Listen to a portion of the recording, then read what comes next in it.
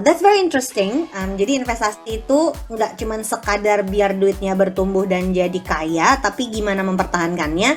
But everybody starts somewhere. So let's go where we started. Mulai dari Titis kali Tis. Ceritain proses pengalaman dan rasanya kayak apa waktu pertama kali investasi dong Tis, biar teman-teman planners di luar sana tuh bisa, oh iya gue perlu nyobain. Buat yang udah pernah investasi dia jadi bisa relate, buat yang belum pernah investasi dia jadi tahu kalau takut itu nggak sendirian, yang lain juga ngerasain takut gitu. Gimana Tis? Oh, dulu pertama kali nih Mbak Win ya, pastinya reksadana ya, udah pasti itu. Gue itu adalah penabung sejati awalnya. Konservatif, gue inget lo ngisi formulir itu hasilnya konservatif. Dan gue pun jadi klien KM dulu itu karena gue adalah penabung sejati. Terus kan dengerin lo di radio terus, gue pikir oke, kalau gue nabung doang anak gue nggak bisa kuliah nih, nggak ada duit nih buat kuliah. Jadi itulah pertama kali gue langsung mikir, anak gue nggak bisa nggak kuliah, harus kuliah gitu kan. Begitu dikenalin reksadana, waduh, itu kayak baju jumping Mbak Win, kayak ngelepasinnya susah banget gitu kan, tapi oke, harus nyobain. Jadi ya udah, itu kayak dilepas talinya kan, udah lepas, udah nyobain reksadana ya. Pertama rasanya kosong ya Mbak, kayak jantungnya lepas gue. Terus terang berasa miskin waktu pertama kali akhirnya punya. Gimana ini investasi nggak bikin merasa kaya, merasa miskin? Berasa miskin, sumpah itu berasa miskin karena semuanya udah dipos-posin kan. Iya. Jadi posnya tuh hilang, nggak bisa di shoppingin gitu kan? Nggak bisa. Jadi cita-cita padahal duitnya nggak hilang, duitnya ada. Nggak ada. Dan itu buat kebaikan.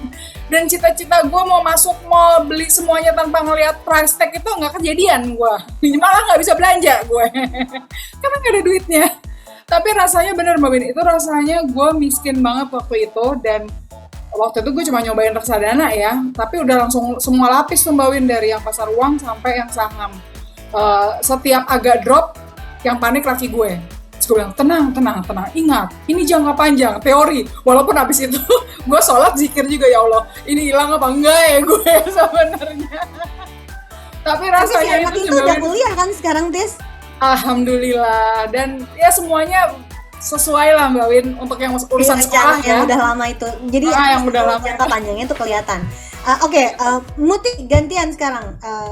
Di Muti, perasaan waktu pertama kali investasi kayak apa? Masih inget nggak? Gitu. Pertama kali investasi ya, pas diajarin bikin ini rekening reksadana di bank itu. Terus kayak, aku bisa investasi buat dana pensiun yang, kapan ini masih 20-an tahun lagi. Even 30-an tahun, nanti kan umur 26 ya. Ya, waktu itu masih umur 26, terus kayak, dana pensiun, berapa Mbak? 200.000 ya, karena dulu biaya hidup masih rendah banget ya, jadi cuma bisa 200.000 di reksadana saham. Atau yang kayak aku setor. Tapi kayak 3 tahun kemudian, tenang ya, tujuan finansial bisa dicairkan kapan saja. Jadi ini sen kiri belok kanan ya Mut, abis itu kemudian. Karena rencana hidup berubah, tiba-tiba mau nikah, jadi dipakai dulu buat yang lain gitu. Tapi terus kemudian investasi itu intinya, kalau dulu mungkin karena dipakai buat tujuan-tujuan jangka panjang semua gitu ya, jadi kayak ya udahlah dikerjain aja, terus kayak nutup mata aja gitu. Jadi kayak orang-orang di Twitter, IHSG turun apa-apa, gue nggak peduli karena tujuan gue jangka panjang gitu. Jadi bukan sesuatu yang gue nggak butuh duitnya saat ini gitu. Jadi karena ya insya Allah sesuai tujuan gue akan gue diamin aja gitu. Jadi nggak apa-apa. Tapi kalau yang sekarang ini tujuan-tujuan jangka pendek, menengah yang emang gue pantau. Jadi kayak tadi kan udah sesuai dengan produknya ya. Maksudnya produk itu kan melayani tujuan, sehingga gue nggak akan aneh-aneh lah. Mau tujuan buat 3 tahun lagi tuh nggak mungkin gue taruh di saham atau di reksadana saham gitu. Jadi udah insya Allah udah sesuai dengan jalurnya gitu. Dan sekarang gini, kalau dulu gue tuh financial planning tuh out of fear ya, karena gue cemas akan masa depan. Sekarang mah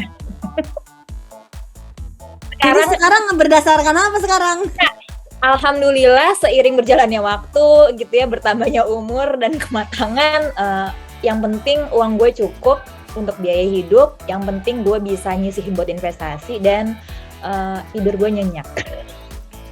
Akhirnya kembali ke tidur nyenyak, saudara-saudara. Ini kita akan disponsorin sama brand kasur apa gimana ya? Oke, gue punya pertanyaan yang menurut gue sangat menarik nih. Apa yang akan kalian sampaikan kepada kalian yang umur 18 tahun? Karena ceritanya ulang tahun Kiam yang ke-18 nih. So, let's look back. Ingat-ingat kalian umur 18 itu dulu kayak apa? Dan kira-kira apa nasihat yang akan kalian berikan pada kalian waktu umur 18 tahun? Ini nasihat finansial ya, jangan nasihat relationship. Oke. Kita mulai dari Wulan dulu, coba Lan. Apa nasihat finansial yang akan lo kasih ke diri lo kalau ketemu sama Wulan yang umur 18? Kalau aku, karena gemesnya kan baru belajar beneran itu pas resign dari full time job, Mbak. Waktu itu belajar ke QM kan, QMPC di 2010, umurku 30 tahun gitu. Jadi ya kalau ketemu umur 18 tahun berarti waktu itu baru awal kuliah, ya ini suruh belajar investasi sih, karena kayak gemes kehilangan waktu cukup lama gitu kan. Dan apalagi sebenarnya kalau sekarang anak-anak mahasiswa yang sekarang gitu ya, yang waktu aku sempat ngajar juga, ya udah melek investasi banget gitu, kebetulan di business school yang aku ajar waktu itu gitu kan. Jadi kayak ya udah belajar investasi, dan paling nggak mulai dulu aja deh, dikit-dikit nggak apa-apa, jadi lebih tenang, nggak ngerasa gila gue telatnya udah lama ya gitu, walaupun ya itu kan yang penting begitu sadar ya dimulai gitu. Francisca Emi, kalau kita ada mesin waktu dan kamu ke Emi yang umur 18, apa yang mau kamu sampaikan sebagai nasihat finansial? Ini finansial bukan ya? Kayak agak abu-abu karena aku kan sekarang sedang menjalani studi S2 ya. Studi S2 bayar sendiri dan masih disambi dengan kerja ngurus keluarga gitu ya.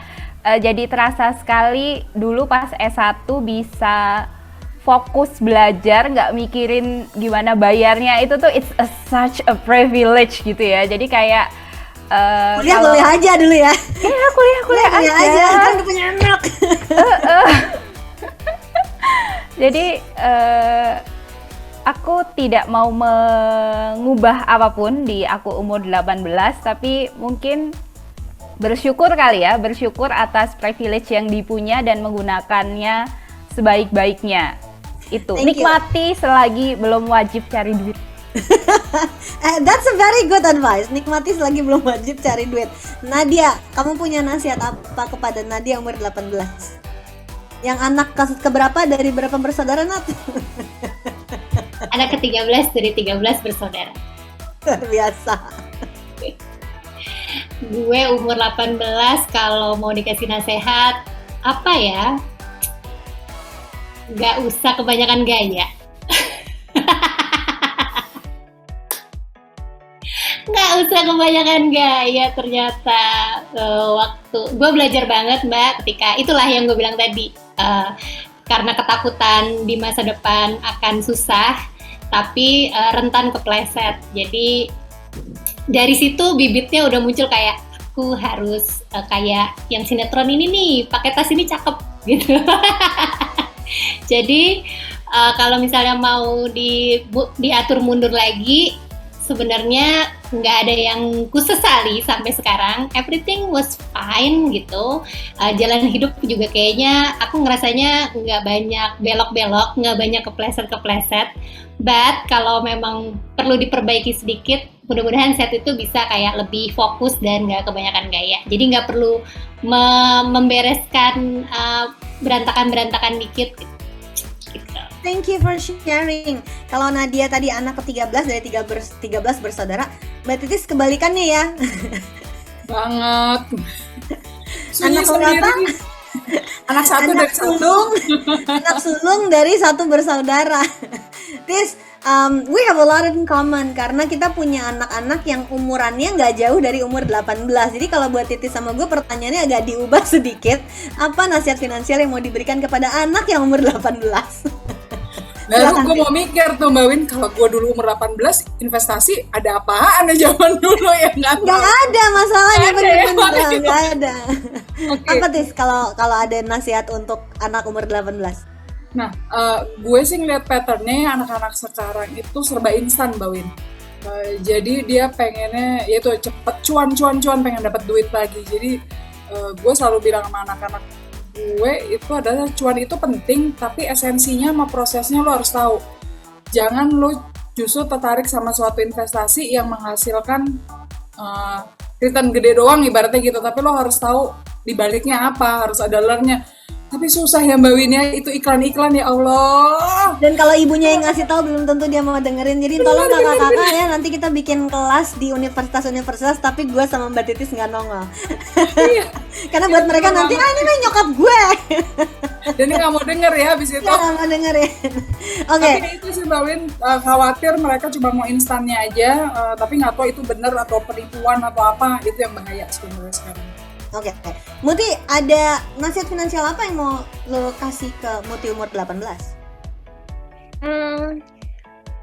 Looking back, waktu gue umur 18 itu nyokap itu sudah ini ya, misahin rekening yang gue pakai sehari-hari sama dia bukain satu rekening lagi yang buat dia tabungin duit buat gue. And I didn't know anything about it. Sampai akhirnya nyokap gue nggak ada. Terus tiba-tiba ada nih, oh ini uangnya Muti gitu. Jadi kayak I wish ada kesempatan untuk bisa lebih terbuka soal keuangan sama orang tua. Jadi kayak apa ya? Apakah ya kayak gitu guys? Nyokap gue ada diskusi ya, nyisihin duit buat masa depan gue. Ada diskusi itu, and ya that didn't happen to me. So ya gue butuh itu sih sebenarnya dulu tuh. Jadi mudah-mudahan kayak masih bukan mudah-mudahan ya, apa sih? I wish if I could turn back time. Gue pengen ada diskusi soal keuangan itu, apakah ya masalah orang tua gue nyisihin duit buat gue, gimana cara investasi buat masa depan dan segala macam itu gue butuh banget itu. Thank you Mo, thanks for sharing. Terakhir Emeralda, apa nasihat finansial yang lo memberikan kepada Emi yang umur 18 tahun? And don't tell me punya rumah gadang. Gue sama Emi ini punya internal jokes tentang beli rumah, karena buat Emi dia nggak bisa relate soal beli rumah. Ntar gue ke orang tuh perlu beli rumah, sehingga kita selalu bercandanya punya rumah gadang aja deh gitu. Udah semua ya yang tadi ya, maksudnya kayaknya personal. Iya, maksudnya udah semua udah mirip-mirip gitu. Artinya kan generasi yang ya kita beda-beda tipis lah ya. Kalau ada yang merasa jauh lebih muda daripada aku, mohon maaf. Tapi semuanya pasti tentang coba tahu duluan gitu. Tapi kalau dipikir-pikir banget ya sebetulnya kayaknya semua ada masanya gitu. Soalnya gini, kayak Wulan bilang tadi misalnya, aku juga ada masa di mana menghasilkannya kencang, ngabisinnya juga kencang gitu. Tapi kalau mau disesali, nggak ada yang disesalin loh. Justru mungkin karena itu terjadi gitu ya. Terus gue tuh sekarang kayak misalnya misalnya ngeliat apa gitu, oh nggak apa-apa udah, atau misalnya nggak apa-apa ya Mi, nggak traveling gitu 1,5 tahun gitu, nggak apa-apa udah habis kan yang pengen dipergiin, maksudnya kayak yang udah gitu, misalnya kayak yang dulu kok kayak ini banget ya, apa namanya kayak nggak ada besok gitu loh. Tapi mungkin karena dulu aku nggak ada besok, itu jadi FOMO-nya udah agak kurang gitu. Dulu udah dicicil abis gitu FOMO waktu masih muda gitu ya. Jadi sekarang FOMO-nya paling cuma nggak mau kalau orang-orang ngomong misalnya ngomong saham luar negeri, oh gue harus punya, pokoknya biar tahu aja. Terus orang pun ngomong NFT, gue harus punya aja, nggak usah untung, yang penting punya. Jadi kayak supaya kalau dia sekarang FOMO-nya beda. Dan FOMO-nya kan terkait ngajar ya Mbak, supaya tujuannya adalah supaya kalau di FCWS ada yang nanya, gue tahu kan, nggak dibilangin, ini dinosaurus nih dia nggak ngerti gitu. Oh gue pernah nyoba, jangan salah walaupun udah tua gitu kan. Jadi aku rasa sih semua yang kita alami gitu ya, syukurnya aku rasa kita nggak ada yang off banget kali ya. Cuma mungkin misal, oh coba tahu duluan gitu, coba belajar lebih serius, coba ya kayak gitu. Tapi more or less aku rasa yang udah gitu itu gini, kalau buat yang sekarang masih muda-muda banget, susah kan ya reflect, kan yang bisa looking back itu cuma orang tua ya Mbak, yang udah agak banyak umurnya.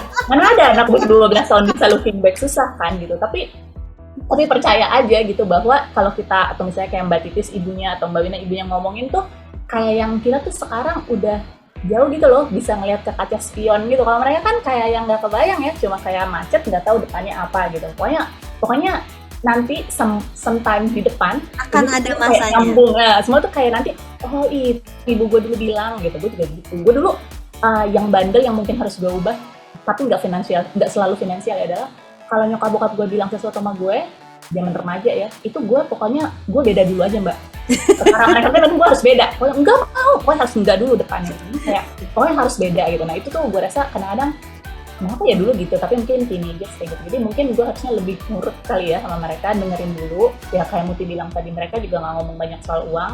Kalau saja ngomong lebih banyak soal uang, mungkin ke FOMO-FOMOan dulu tuh bisa agak lebih bener sih, karena kita ngerti lebih banyak. Jadi dulu sih biarin aja. Aku rasa itu sih mbak, kayaknya kita, aku a little bit of Mbak Titis, little bit of Ulan, little bit of Emmy gitu, semuanya ada. Tapi ya balik lagi, kayaknya sih dulu tuh yang udah terjadilah. Aku mungkin kalau misalnya mau ngasih nasihat ya nggak apa-apa kok, lo bakalan baik-baik aja walaupun bandel walaupun suka Jadi FOMO, kita gitu. bisa Aja. nanti ada masanya, bisa gitu sebenarnya. Iya, Karena kayak itu gitu. mungkin bisa mengurangi anxiety dan kecemasan yang berlebihan gitu ya buat kalian yang masih belum bisa lihat spion nih, tapi tim anak lebih tua yang bisa lihat spion itu juga ngerti kok kalau nggak jalan-jalan sekarang nanti nyesel loh pas udah tua. Itu juga sebenarnya wajar. Jadi ada journey yang harus dipilih bersama konsekuensinya. Menurut gue itu menarik. Jadi nggak usah terlalu cemas gitu akhirnya ujungnya menurut gue. Ketika ada kesalahan pun, kalau emang nggak fatal-fatal banget, banyak waktu untuk memperbaikinya selama kita masih ada besok gitu. That's very interesting. Terakhir sebelum kita wrap nih, apa kelas finansial online di FCOS, di Financial Clinic Online Series yang kalian mau rekomendasikan dan kenapa? Kita mulai dari Emiralda. Apa M? Ini nggak boleh ngiklanin kelas sendiri ya? Boleh dong. Enggak. Boleh banget, biar yang lain pilih yang lain.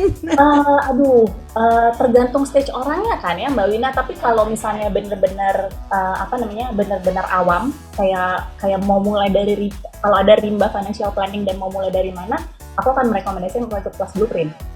Biar kebayang tuh semua kelas itu ceritanya apa, dan kenapa gue harus ikut, dan kenapa yang mana yang gue harus ikut duluan. Kan masalah orang beda-beda ya. Jadi kayak gue di stage mana dan gue milih yang mana. Jadi kayak gambar besarnya tuh menurut aku mulai dari blueprint itu bikin ini banget mbak, nge-sort out kebingungan kita akan terlalu banyaknya informasi di sosial media gitu kan. Kayak banyak banget informasi kan pusing ya. Jadi nge-sort outnya tuh pakai blueprint itu kedengeran tuh banyak yang normatif gitu mbak, maksudnya kayak basic-basicnya, tapi kita perlu loh step back, ngambil jarak jauh gitu, ngeliatnya oh gini gambar besarnya, baru bisa ngambil yang kecil-kecil. Januari aku yang ngajar, dan bulan Oktober aku ngajarnya live from USA ya. New York, pertama kali di Sinatra ini ya. Oke, Mbak Titis, kalau ada satu kelas yang menurut kamu perlu direkomendasikan dari Financial Clinic Online Series, apa Mbak Titis? Nah ini juga bukan promosi apa-apa juga. Promosi kita memang Mbak. Bukan karena gue yang ngajar, gue baru ngajar itu maksudnya. Tapi kalau gue lebih kepada how to manage your cash flow Mbak Win. Karena balik lagi, dibilang budaya juga enggak ya, tapi maksudnya kadang-kadang orang kita halu. Ngerasanya kaya, tapi pas dilihat ya Allah kebanyakan gaya cuy. Jadi itu bener-bener deh, maksudnya lo isi tuh ya hitung-hitungan itu, habis itu lo minus, lo kaget, lo marah sama kita lo, padahal kita bukan kita yang spend ya, tapi maksudnya itu bener-bener tamparan pertama yang harus semua orang sadarin gitu loh. Habis itu baru deh lo ngomong deh kemana-kemana gitu ya. Tapi kalau itunya aja nggak mulai, karena itu bener-bener sesuatu sekali ya. Abis itu either you drop or you bisa jalan dengan bangganya gitu ya. Ini kayak bercermin banget ya kalau kelas yang itu ya. Karena itu bagian dari kelas basic, namanya How to Manage Your Cash Flow. Nadia, ada kelas yang menurut kamu orang perlu ikut, atau menurut lo gue suka banget kelas yang ini, apa Nat? Jagoan finansial. Kenapa? Ceritain. Ini apa? Ini cerita apa? Ini banyak yang nggak tahu nih ada kelas jagoan finansial. Nggak ada tiap bulan. Karena berasa banget ilmu ngatur keuangan nggak diajarin di sekolah. Jadi ketika gue lulus sekolah itu I have no idea what should I do with my money gitu. Jadi menurut gue harus banget, paling nggak you started early gitu. Kan pasti kan audiensnya QM pasti banyak nih yang udah mulai punya anak, punya generasi berikutnya gitu. Nah biasanya gue selalu kayak ajarin deh anak lo cara ngatur duit biar dia paham konsepnya. Karena ya itu tadi, ngatur duit nggak diajarin di sekolah, jadi begitu lulus akademisnya bagus, begitu dikasih duit dia gagap, dia nggak tahu mesti ngapain sama duitnya gitu. Living proof. Ini kelasnya itu untuk anak-anak dan Nadia di sana tidak dipanggil ibu, dipanggilnya kakak. Makanya dia suka kelas ini, guys. Francisca Emi, apa kelas yang menurut kamu asik banget dan perlu diikuti nih sama planner-planner di luar sana? Definitely how to set your financial goals. Oh iya, ini susah banget mewujudkan kelasnya dan ngajarnya juga agak tricky. Kenapa Ini underrated menurut gue soalnya ya. Perlu orang lebih banyak tahu tentang kelas ini. Karena kelasnya filosofis ya. Kelasnya itu kan yang 1 jam itu membahas satu frasa. Tujuan lo apa gitu ya. Jadi menjawab kelasnya kalau Emi yang ngomong nggak julid ya. Iya. Kalau gue yang ngomong jadi julid, kalau Emi nggak julid. Tujuan lo apa? Karena setiap kali pertanyaan tentang perencanaan keuangan itu selalu diawali dengan yang emas cuan nggak ya? Saham itu bagus nggak ya? Reksadana yang oke apa ya? Lah kagak tahu buat apaan dulu gitu. Jadi banyak orang yang datang ke aku gitu ya dengan kayak aku ada duit segini, sebaiknya aku alokasiin kemana ya, dibeliin apa ya? Ya terserah lo mau buat apa dulu, keles gitu. Jadi kayak tunggu. Mari kita kembalikan dulu ke dasarnya, tujuannya apa dulu? Karena produk finansial itu adalah sarana yang akan membawa kita sampai ke tujuan. Duit itu sarana doang, tujuannya apa dulu gitu. Jadi dan itu juga kalau di kelas aku bilangnya adalah merencanakan keuangan itu seperti sedang merencanakan hidup ya. Jadi kita yang tentukan sendiri mau dibawa kemana hidup kita dalam 5, 10, 15 tahun. Karena kalau nggak tahu mau dibawa kemana, ya duitnya juga mau bingung mau dipakai buat apa gitu. Jadi itu dulu terkesan sangat simple tapi sesungguhnya itu jadi dalam, dan dari situ tuh belajar merasa cukup. Ya kalau tujuan kita itu memang beda sama orang lain, ya udah nggak usah iri lihat kanan kiri, tujuannya beda kok gitu. Jadi kalau kita cukup dengan itu ya udah nyaman dengan apa yang kita mau gitu. Thank you Emi. Muti, apa kelas yang lo bakal rekomendasiin? Karena Muti selain jadi trainer, Muti juga banyak nge-host nih. Mana kelas yang menurut Muti asik nih, orang harus tahu nih, banyak yang belum tahu nih? Rahasia dapur ya.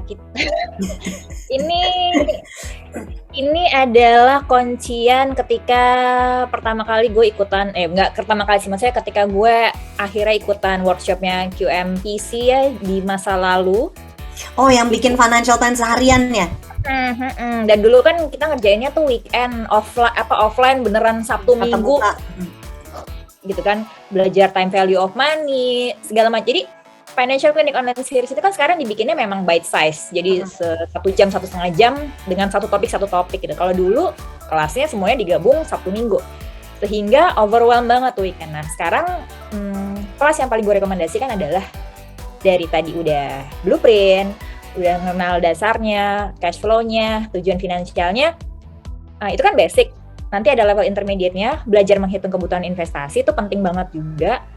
Karena biasanya orang buta banget nih, gue harus setor berapa gitu kan. Nah tapi nanti setelah itu ada satu kelas yang paling menarik menurut gue, Simple Plan. Ya itu di kelas advance ya berarti ya, levelnya udah di atas lagi ya. Nah, itu kelasnya kelas level advance dan biasanya cuma diadakan 2 kali setahun. Dan syaratnya juga banyak, jadi harus ikutan kelas basic, kelas menghitung kebutuhan investasi, kelas dana pensiun, karena memang di dalamnya itu nanti kita akan belajar menjahit semua worksheet yang pernah kita punya gitu. Supaya, kemarin gue udah belajar dana pernikahan, kemarin gue udah belajar dana pensiun, kemarin udah belajar menghitung kebutuhan investasi. Terus eksekusinya tuh gimana? Implementasinya tuh harusnya seperti apa? Nah, di kelas Simple Plan ini nanti kalian akan diajarkan gimana ya, cara berpikir sebagai seorang perencana keuangan buat keluarga sendiri gitu. So nanti worksheetnya udah dibikin simple banget, tinggal ngisi-ngisi, tinggal utak-atik. Oh, ini duitnya dari sini, itu gampang banget. Jadi justru nguliknya ada di Simple Plan ya, ada namanya matriksnya itu ya, itu penting banget. Tapi ya itu banyak syaratnya sehingga memang perlu ngikutin yang dari dasar juga. Thank you Mut. Next, terakhir Wulan. Lan pasti banyak banget kelas-kelas yang lo rekomendasiin, tapi minggu lalu tuh kita habis meeting semua trainer dan menurut gue ada satu materi baru yang lo ngajar dan materinya banyak banget dan padat banget. Oke. Itu kelas baru yang kita semuanya, wah banyak nih materinya gitu ya. Oke, nah jadi kalau kelasnya yang menarik banget dan memang dari kemarin gitu ya, para trainer juga udah bilang, ini untung banget nih yang ikutan sesi pertama karena semuanya akan dijabarkan tuntas gitu ya, yaitu di kelas produk keuangan syariah gitu. Karena selama ini banyak ternyata yang berminat ke situ, tapi kan ya nggak bisa ya dibahas di kelas produk investasi yang basic 4 itu karena nggak cukup waktunya. Nah kemarin karena kepala sekolahnya Yasmin terlalu luar biasa dalam risetnya, jadi semuanya dimasukin ke situ dan makanya sampai trainer bersepakat kayaknya nanti berikutnya nih emang harus dibahas supaya benar-benar bite size dan bisa dipahami lebih mudah gitu. Tapi khusus kelas perdana ini nanti bakal super komplit, jadi nanti aku juga masih mikir nih gimana ngomongnya, kecepatan ngomongnya. Karena memang bakal seru banget sih gitu. Walaupun yang perlu diingat ini kan kelas dasar ya, kelas basic tetap ya produk investasi syariah. Jadi memang kita fokusnya nanti di perbedaannya nih antara yang syariah dan yang non syariah itu seperti apa. Jadi lebih ke situ. Sementara basicnya tetap diharapkan udah pada paham di kelas yang produk investasi juga gitu. And that's a wrap. Itu tadi ngobrol-ngobrol bareng sama Kian trainer kesayangan. Ini dia orang-orang yang selama ini udah bareng sama kalian ngajar mulai dari kelas basic, intermediate, advance, kelas jagoan finansial dan juga kelas elektif. Mungkin selama ini kalian cuman nonton, dengerin mereka ngajar yang ngikut modul. Nah, barusan obrolan mereka agak sedikit korek-korek tentang journey mereka dari sisi finansial kayak apa, kehidupan pribadi sedikit udah gue colek-colek juga. Thank you for joining me. Terima kasih udah dengerin, terima kasih udah nonton. Sampai jumpa di Financial Clinic episode selanjutnya. Saya Ligwina Hananto. Bye. Thank you guys. Terima kasih. Bye.